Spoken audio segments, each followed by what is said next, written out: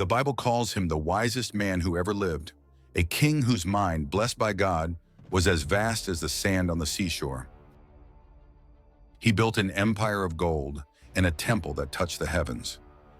So how did this beacon of divine wisdom end his days in idolatry, with his kingdom on the brink of civil war?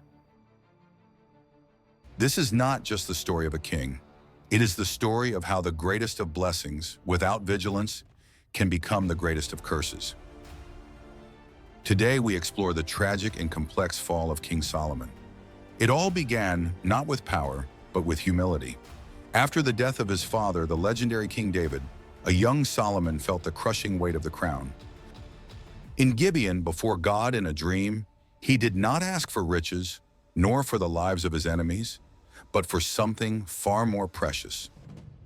He said, "Well, so give your servant a discerning heart to govern your people and to distinguish between right and wrong." Pleased with this selfless request, God replied, "Since you have asked for this, I will give you a wise and discerning heart, so that there will never have been anyone like you, nor will there ever be." And as a bonus, God granted him the riches and honor he did not ask for. Solomon's wisdom was not just theory, it was put to the test. The most famous case, two women disputing the maternity of a baby, with a cold and brilliant logic, Solomon ordered the child to be divided in two. The impostor agreed, but the true mother's desperate love was revealed in her cry, "Oh, my Lord, give her the living child and by no means kill him." In that instant, Solomon not only saved a life, but sealed his legend. All of Israel heard and feared the king, for they saw that the wisdom of God was in him.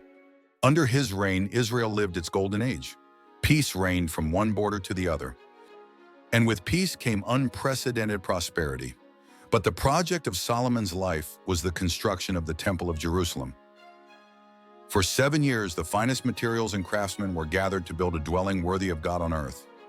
A magnificent structure covered in pure gold, a center of worship that became the spiritual heart of the nation. Solomon's fame crossed deserts. The Queen of Sheba traveled for months to test his wisdom. And she left convinced, declaring that not even half had been told to her. The world was at Solomon's feet. And it was here, at the height of his power, that the seeds of his downfall were planted. To strengthen his alliances, Solomon married hundreds of women from foreign nations: Moabites, Ammonites, Edomites, Sidonians, and Hittites. The very nations of which the Lord had said, "You shall not enter into marriage with them, for they will surely turn your heart after their gods." It was not a sudden collapse, but a slow erosion of the soul. In his old age, his wives turned his heart away. The king who had received wisdom from God in a dream now forgot him while awake. He not only allowed, but built altars for the gods of his wives: Ashtoreth, the goddess of the Sidonians; Moloch, the detestable god of the Ammonites; Chemosh, the god of Moab. The same man who built the house of God now desecrated the Holy Land with idolatry. God's response was direct and devastating. "Since this is your attitude and you have not kept my covenant, I will most certainly tear the kingdom away from you and give it to one of your subordinates." For the sake of David, the punishment would not come in his days, but would fall upon his son. Solomon's last years were filled with conflict and turmoil. After 40 years, the wisest and richest king died, leaving behind a divided legacy.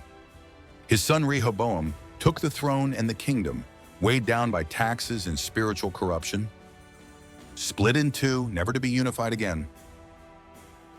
The story of Solomon is not just about an ancient king. It is an eternal reminder that God's wisdom and blessings are not a guarantee against falling.